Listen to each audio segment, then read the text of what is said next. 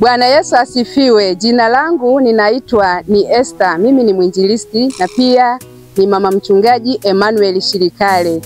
Leo tuko mahali hapa panaitwa Jobaji, ni pastoreti ya Eyasi pamoja na pastoreti ya Bara. Tumeunganisha hizi pastoreti mbili kwa ajili ya kambi yetu ya watoto ya mwaka 2025.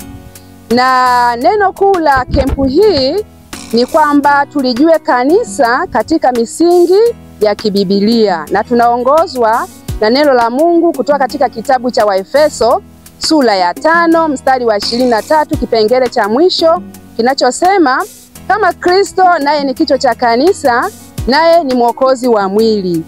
Kempu hii tuko na walimu kutoka katika pastoreti zetu hizi mbili, lakini pia tuko na walimu wageni kutoka nchi ya nje ya Marekani, wako hapa wakitusaidia kufundisha watoto wetu. Bwana Yesu asifiwe sana, watu wa Mungu. Majina yangu naitwa Bruno Charles. Tuko hapa gorofani Gangden. Leo ikiwa ni siku ya Jumatatu ya tarehe 23 kwa ajili ya ufunguzi wa kambi ya watoto na vijana hapa kanisani Africa Inland Church Gangden. Sisi kama kanisa na kama kituo cha huduma ya mtoto tumejipanga kuwahudumia vijana kwa kambi rasmi kabisa katika kalenda ya kanisa, na kwa mapenzi ya Mungu tunashukuru tunaweza kuanza ya leo tukiwa na watoto takriban 320, lakini tukiwa na walimu wenyeji 5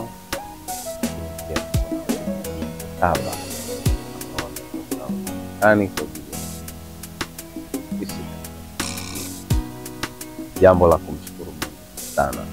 Nategemea kuwa na kambi ya siku 7, maana ya leo 3 tunaanza masomo, watu wengine wote siku ya Jumapili jana, na tunatamani kuvunja kambi siku ya Jumapili, ambapo watu wa karibu wanaweza kuondoka, lakini mbali wanaweza kuondoka. Tupanga kuwahudumia kwa chakula, tupanga kuwahudumia katika masomo pia. Tuko na masomo mazuri ambayo yameandaliwa na viongozi wetu makao makuu na idara nzima ya elimu ya Kikristo, ambayo tunayatumia hayo kwa lugha ya Kiswahili lakini pia kwa lugha ya Kiingereza kwa ajili ya urahisi wa walimu wetu, lakini pia walimu wageni. Kwa hiyo ni kwa neema ya Mungu tunaanza kambi hiyo. Pamoja na kambi hiyo tunategemea mambo mengi, ikiwemo kupata mafunzo mazuri kutoka kwa walimu wetu, lakini pia walimu wetu, na tunaamini kupata matokeo mazuri kwa watoto. Moja ya matokeo ambayo tunayategemea ni watoto wetu walijue neno la Mungu, na ndio hasa dhumuni la kambi hii. Lakini pili, tunategemea watoto wetu waliishi neno ambalo wamejifunza. Lakini la tatu, wale ambao hawajampokea Yesu, na kama ilivyo utaratibu wa kanisa, wataanza mafunzo ya katekisimu na baadaye kupata ubatizo, sababu tunao vijana na tunao watoto pia. Na masomo ya vijana na masomo ya ziada ambayo tumeandaa ni kuhakikisha vijana wanaliishi neno na kuondokana na changamoto ambazo vijana wengine ambao hawapati fursa hii hawa wanayoipata basi wanaitumia na kujidhihirisha hata wanapokuwa shuleni, wanapokuwa kwenye familia, wanapokuwa hapa kituoni.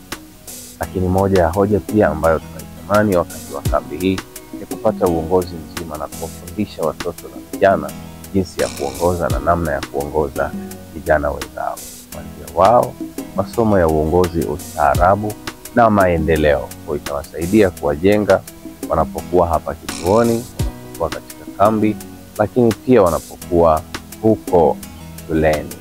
Kwa ni kwa neema ya Mungu na tunamshukuru Mungu kwa sababu tumeanza. Tunaomba kama tulivyoanza salama basi tumalize salama. Timu nzima ya uongozi iko hapa kiongozwa na mwinjilisti wetu, lakini kamati yetu na wazazi walioko tayari kwa ajili ya kuhudumia chakula, mahitaji mengine yote tuko tunaendelea nao. Kwa Mungu atatubariki. Na tunakaribisha tena watu wote kwa support kwa ajili ya mwakani inapotokea neema elimu ya Kikristo inafanya kazi nzuri kwa ajili ya watoto. Mungu awabariki. Bwana Yesu asifiwe. Ninaitwa Emmanuel George Mkuba. Katika Africa Inland Church Tanzania ni mwinjilisti inayepatikana hapa katika jimbo la Karatu, ambao liko wilaya ya Karatu, mkoa wa Arusha, katika dayosisi ya Kati. Jimbo la Karatu, mimi mahali hapa niko katika pastoreti ya EASI katika local church ya Joburg. Mahali hapa tunapofanyia kambi panaitwa Camden Student Center kama unavyoweza kuona hapo. Kanisa hili la Joburg, mahali hapa ni kituo ambacho kimechaguliwa kufanyika kambi ya watoto na vijana 2025, na kambi hii inahusisha pastoreti mbili, pastoreti ya EASI lakini pia pastoreti jirani inaitwa Barai. Tuko katika eneo hili. Tunaanza leo kambi yetu ya watoto na vijana hawa kuanzia chekechea mpaka kidato cha 4. Tutakuwa pamoja nao hapa. Tunao timu ya walimu wenyeji, lakini pia tunao timu ya walimu kutoka nje ya taifa letu la Tanzania, watumishi wa Mungu kutoka kule Amerika. Tunamshukuru Mungu kwa neema hii tunapata fursa. Karibu sana, shiriki pamoja nasi neema. Tunabarikiwa sana. Hi there, my name is Tyler Rodkey. I'm with the Poema Project, leading a trip of 8 young people to come here to a school in Joburg near Lake Eyasi to interact with roughly 400 kids over the next. So in preparation for coming here to lead this team, we have been in contact and dialogue with some local leaders here about what exactly we want to be teaching these kids. So they've been sending us curriculum that we have been sending out to our different team members that they've been working on and reading through, as well as different games and interactions that we could have with the kids to not just have fun, but to solidify all the things that we're teaching them with very tangible physical learning methods. We broke up all the kiddos all the way from what's our youngest kid, which is tiny little carried person, all the way up to our teenagers. So we broke them up into 4 different groups, and then when we got here, we divided our team members up into 4 different groups as well. That way we can make sure that each group is being taken care of, and each of our team members have a way that they can be involved in a leadership role here. So we're excited to be a part of this place where we can build the reputation of this school, where it's a place where kids know they can come here, they can get a good education in things that they'll be using every day, but more importantly, they'll learn about the love of Christ. They'll get to see the love of Christ demonstrated through our team leaders who come in and help with lessons, help with the games, and things like that. Now, one of the most important things that we're talking about this week is the role of the church and the function of the church in the world. So this is a beautiful way for us to demonstrate how the church works, where the church in America and the church in Africa have come together and partnered. And to be able to communicate that message to these kids in a very real way is significant.